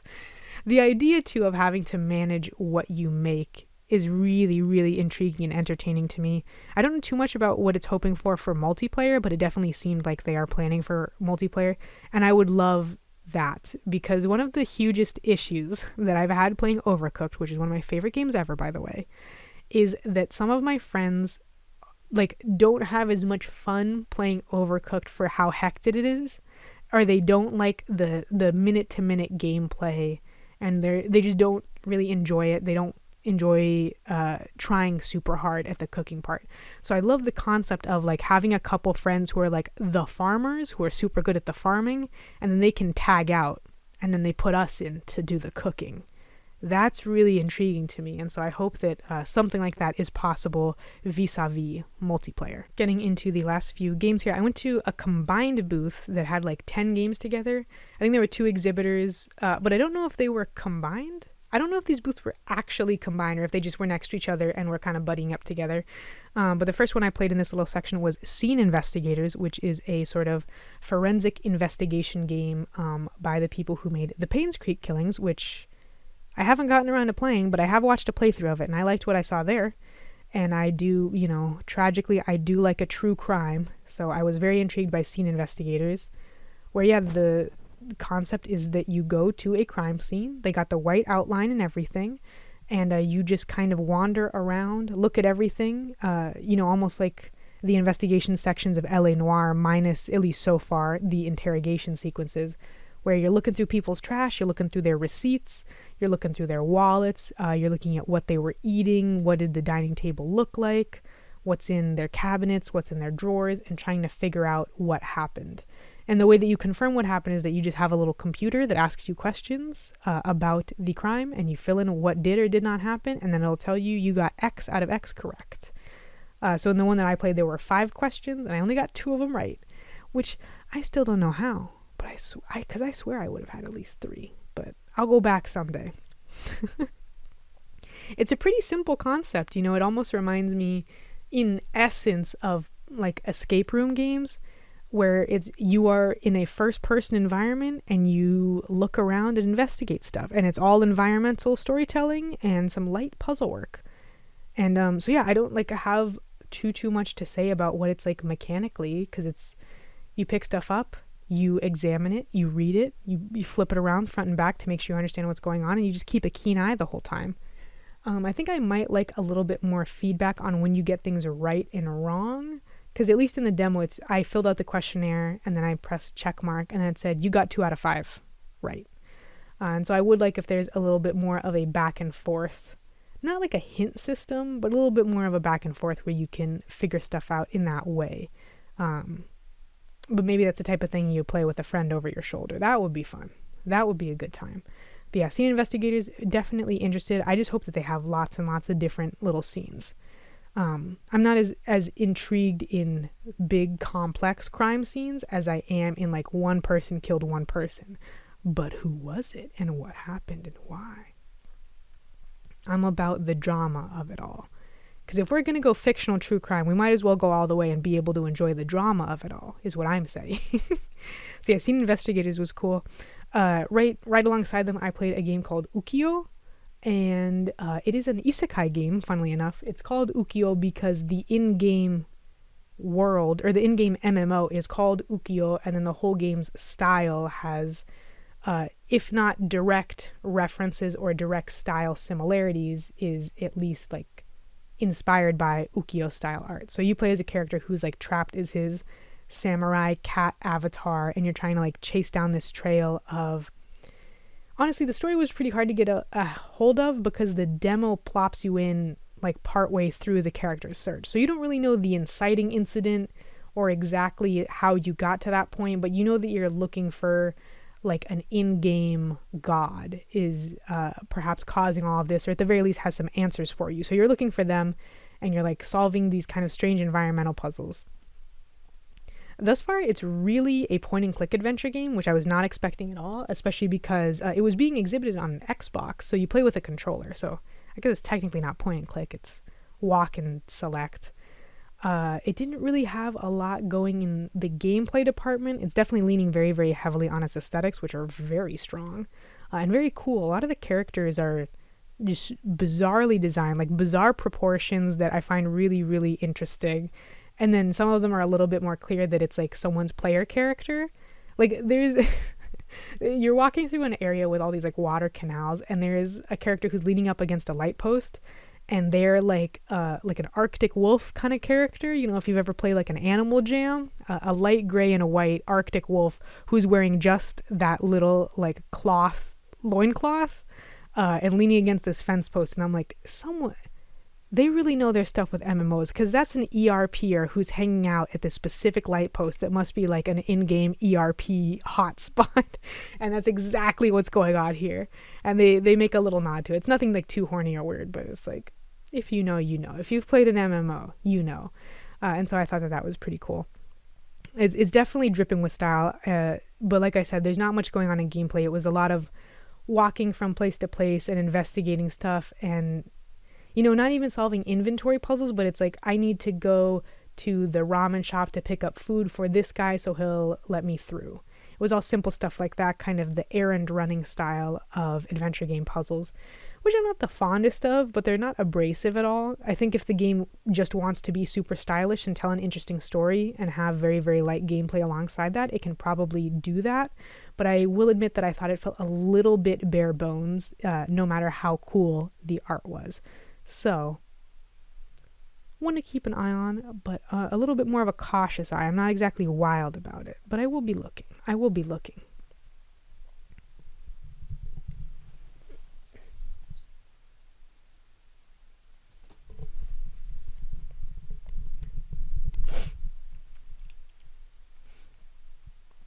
The next game I played was the Tin Hearts demo at the Wired Productions Showcase. This is very clearly a game that was designed, I think, with VR first, because you have that kind of blue ghostly body and hands that you expect from a VR title. And it's a puzzle-solving game where these little tin soldiers, these little toy soldiers, just kind of waddle around on set paths. They will always walk in a straight line, and you have to use a creative mix of fast-forwarding time, rewinding time, and like carefully placing blocks to make the soldiers go where you want to go, where you want them to go. And then as they go around and you solve puzzles and finish levels, then you will unravel more of the story behind the person who made the little tin soldiers. It was very, very confusing at first because you had such a limited pool of abilities that you could do. And it wasn't until you get to like the third room where it gives you the ability to like actually walk around. In the first couple levels, you're totally static still, just moving very finite amounts of blocks. But then all of a sudden it opens up and it's like you can walk all around the room and find all these different blocks and really get the soldiers like walking in all these different formations across the room. You have them bouncing on drums. You have them floating around in a teeny little hot air balloon. And I think that's where the game really opens up. I think the demo's like, or I suppose the tutorial is like too pared back and too slow. It feels like the first tutorial could just not be there. And the game would be more swift for it. But perhaps I'm speaking as someone who plays a lot of games. Maybe if you don't play a lot of games, then that initial tutorial level is necessary. But I just thought it was a bit inelegant and a bit slow, the first like 1.5. And then once you get to walk around, it's like, oh, now I understand. Now I get the game.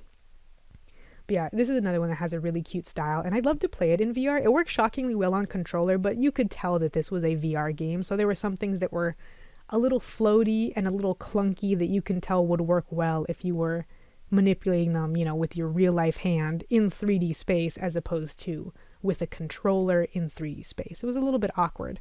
But yeah, I'm not really sure entirely what the story is about. It appears to be someone's life story, perhaps a tragic one. But if it's got good puzzles, I'm along for the ride. It didn't seem like it was telling anything particularly grandiose. It was about, I think, a guy who made toys, but very cool magical ones. So, a little bit of whimsy never hurt anybody. It's clearly something, as you've seen throughout this entire video, that I tend to enjoy. Now, the last thing that I got to play, took a bit of time to play, because I went to the Xseed booth because I wanted to play Melon Journey Bittersweet Memories. That game comes out very soon. It was supposed to come out, I think, a few weeks ago. Then it got delayed, at least in the West, to the beginning of April. I think it's already out in Japan. And so I was like, oh, I'm definitely interested in this game. I'm definitely going to get it. But I would love to play a demo just because it's here before I go. But when I went, there was a media group going on. So I was like, well, okay, so the media people are going to demo that, so I can't play it. But while I was there hovering, I was looking at like the Xseed merch booth, and somebody just gave me a chicken hat. It's just this cute little chicken hat. I took a picture in it too. It's like all folded up now because I needed to get it home in a one piece. But yeah, so I have that chicken hat that they just gave to me. They didn't say a word. It was someone at the booth who was already wearing a chicken hat, and they like made eye contact with me, and then they held it out to me, and I just like nodded thank you and took it, and then walked away wearing the hat. Because at this point I said, you know what, they're doing media for Melon Journey. That sucks, but I heard that gaming in color community thing is going to be soon. So I'll go and try to find that. Little did I know, or perhaps I should have known from when I was trying to find the Fanbyte Forever folks the previous day, but finding any of the community panel meeting rooms is impossible because there's not a real map for them. So when I was supposed to meet up with everybody for Hot Pot, meet up before we go, I was supposed to meet up at the Bobcat Theater. And so I come up the escalator from the expo hall, and I'm like, okay, I'll just look for a sign for the Bobcat Theater. Turns out it doesn't exist. So I kind of gave up on finding the community room, but I did find out at this point how to get on the shuttle to the hotel. Yes, that's correct. The only time I learned how to take the shuttle to or from the hotel was on the last day as I was leaving. But it didn't show up for like another 15 minutes. So I said, you know what? I'm going to dip back down to the expo hall, because there's a half of the expo hall where all the competitive games are happening and where they have a bunch of computers for rent that I haven't seen. So I just walked past there. It was, it's cool. It's like a giant PC bong where you can just sit on a computer and log in. I don't really see the point of that personally. I think it might have just been donated by like Logitech or Intel or Lenovo or something like that, where they're sponsoring the event. So they said, here's a bunch of computers and people can play on them and see how cool our computers are. But I don't know, the idea of going to a convention to play on a computer games that you probably already have, seems a little strange. I don't know. It's not my vibe. If you're going to do something like that, spend your money correctly and do it at a PC bong. But spend your PAX money doing PAX stuff. Spend your PAX time doing PAX stuff. You have a limited time. So I thought it was very strange. And then next to that was a big cellar and like Magic the Gathering. I think they were doing competitive Magic over there. And yeah, that was about it. I walked through there. And then I said, on my way out, I'm going to dip by the Xseed booth and see if maybe Melon Journey is open. And it was. It opened like right as I got there. And so I swooped in. And I like the demo. However, the way that Xseed has it set up, I think I hate. Because this was so weird. I started playing the demo and I got to the cutscene, and I'm halfway through the cutscene. It says, thanks for playing. Thanks for playing shows up on the screen in like the Nintendo Switch font. The one that you see at Nintendo Directs, it's like the white background with the little gray dots and then the gray sans serif text that says, thanks for playing. And I was like, oh, what a weirdly short demo. And then it booted up immediately again, and I kind of looked around and there was no one behind me, so I tried again. Exact same thing happens, but at a different point. Even earlier in the cutscene, it says thanks for playing. So I like flag one of the exhibitors and I'm like, this keeps happening. This is weird. And they tell me it's because every single game at the Xseed area, at the Xseed booth, is set to turn idle after 15 to 20 seconds of inactivity. Kind of weird, but they have a lot of booths to manage, and there's not a lot of exhibitors, especially when you consider the fact that 2 of them have to be like manning the merch booth. Okay, it kind of makes sense. What doesn't make sense is that using the joystick is not considered activity, and these are agnostic to what games they are, so they can't detect cutscenes either. So that means that throughout the cutscenes, you have to press a random button that can be detected by whatever this system is, but does not do anything to the game and will not skip the cutscene to try to get through it. So I don't know. I hated that, and that was really detracting from my experience, not only because I had to like restart the game once, but also I had to spend the entire game while I'm just walking around, because it's just a joystick, like just randomly pressing X and Y periodically so that it won't turn off. And then the whole time I'm in the cutscene, I'm like, oh my God, like I can't focus fully on enjoying the cutscene and enjoying what's going on in the game, because I have to pay attention to my random inputs that I have to do. Because the exhibitor said 15 to 20 seconds. I think it's significantly less than that. Or maybe certain things just don't read as inputs as well as anything else. Or maybe I did a Super Mario 64 speedrun half press on an X, because I did not finish the demo, because the thanks for playing thing happened again after the cutscene, after I was super duper careful the whole time I was playing to be doing this X and Y thing. I got to the next major area of the game, and I started walking through it. An NPC starts talking to me. I'm pressing A, advancing through the conversation just fine. Thanks for playing. And I don't think that was supposed to happen just then. So yeah, that sucks. If anyone from Xseed is watching this, please don't do that again. There just has to be a better way. If someone wants to walk away in the middle of a demo, that's their prerogative. I don't know. Maybe part of it is because the version of Melon Journey might have been the full game or something. You know, maybe the game has not technically gone gold yet. Actually, at this point, it probably has, but maybe it's effectively the full version of the game, but it's a demo, so they want it to time you out early intentionally so that you don't play the whole game. But I don't know. I just feel like there are better ways to do it than whatever that was. To even put people on a little timer, or to just come by and say, hey, you know, we need to rotate you out, whatever. People all over PAX were so amicable the whole time. I really, you know, I'm sure there were people who were like douchebags, but the whole time I was there, people were like extremely kind. You know, there were times where I was waiting in line and the people in front of me were like a group of 3 or 4, and they realized that I was just me, and they were like, step right ahead of us. Like, you know, we're going to be here forever, and we're fine. So you just go ahead. And, you know, there was a lot of stuff like that. So I just don't know. I hated that. But what I didn't hate was Melon Journey Bittersweet Memories. I have been excitedly awaiting it for quite some time now. I remember when it was just called Melon Journey 2. And yeah, it has such a good style. This is something else that was in my 23 indie games in 2023 video, because it has that really awesome original Game Boy style, not Game Boy Color, original Game Boy style. And I think they even have Game Boy cartridges, especially in Japan. I think they already released. They have like an actual Game Boy cartridge that you can get, which is great.